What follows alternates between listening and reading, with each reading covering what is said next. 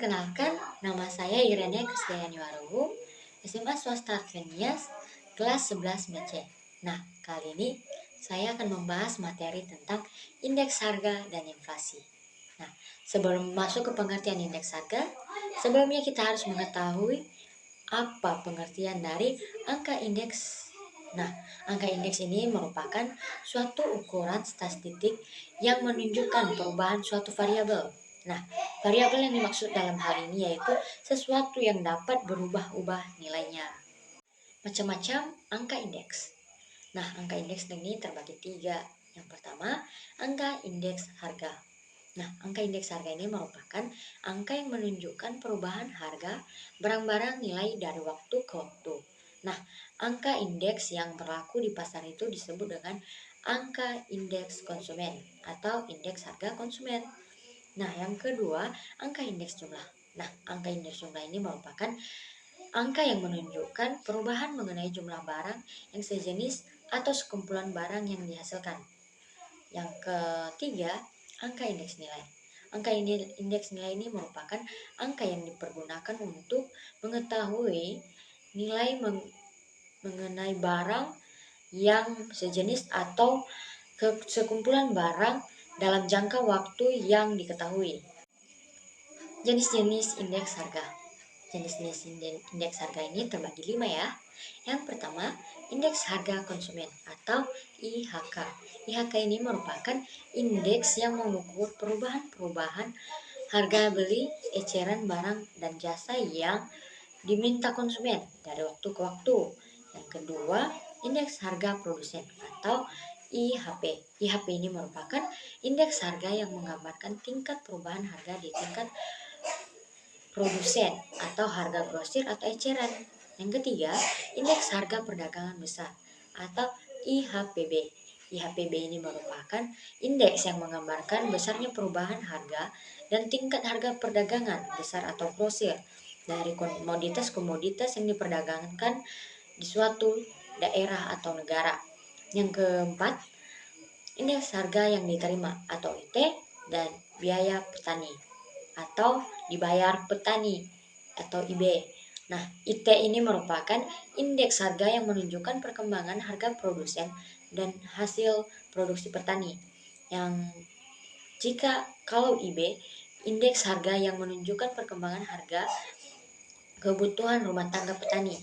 Yang kelima, indeks harga saham. Nah, indeks harga saham ini merupakan indeks harga yang mengukur perubahan harga saham di pasar modal. Tujuan perhitungan indeks harga.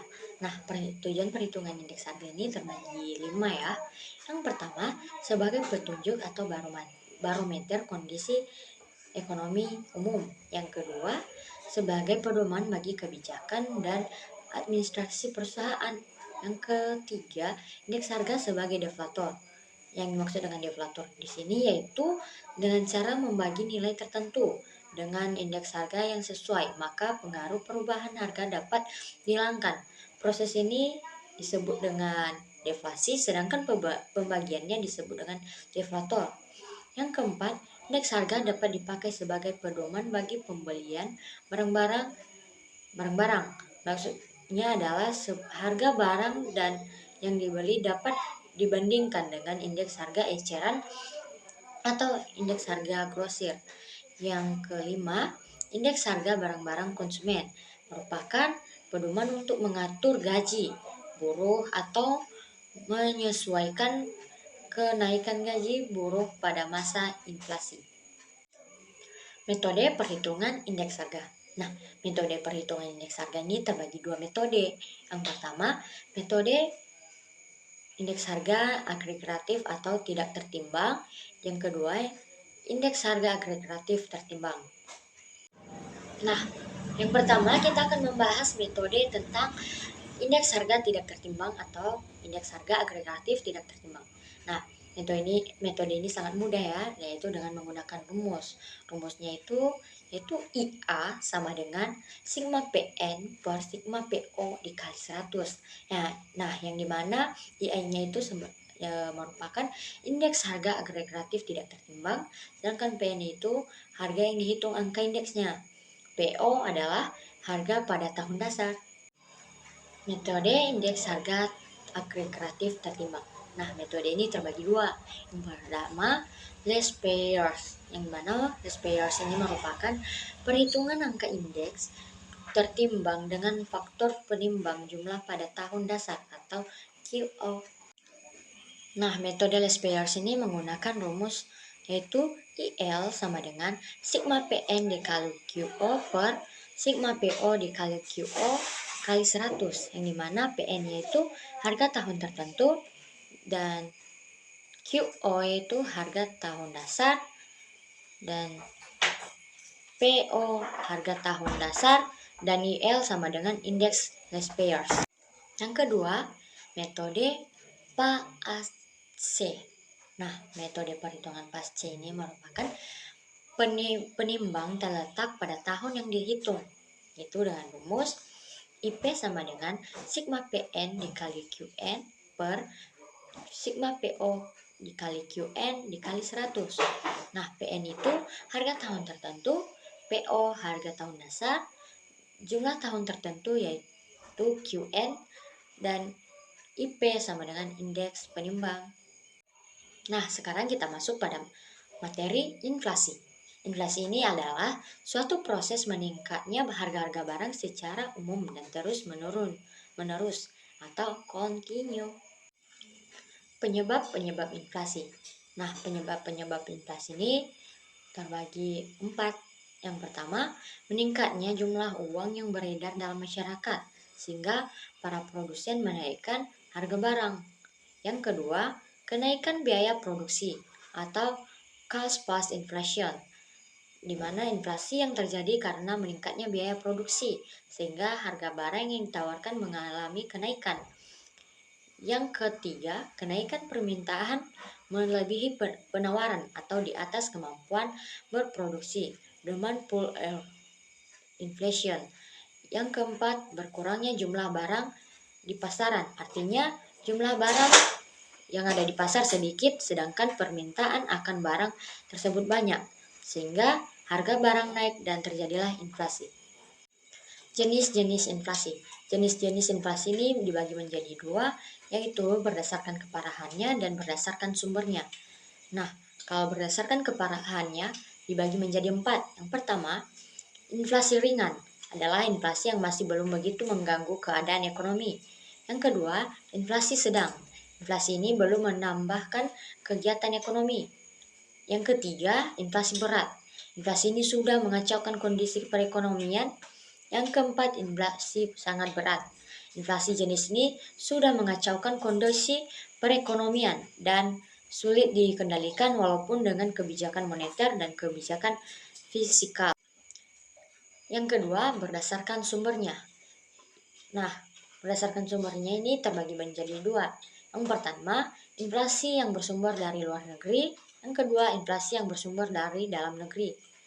Dan yang ketiga, jenis inflasi berdasarkan penyebab.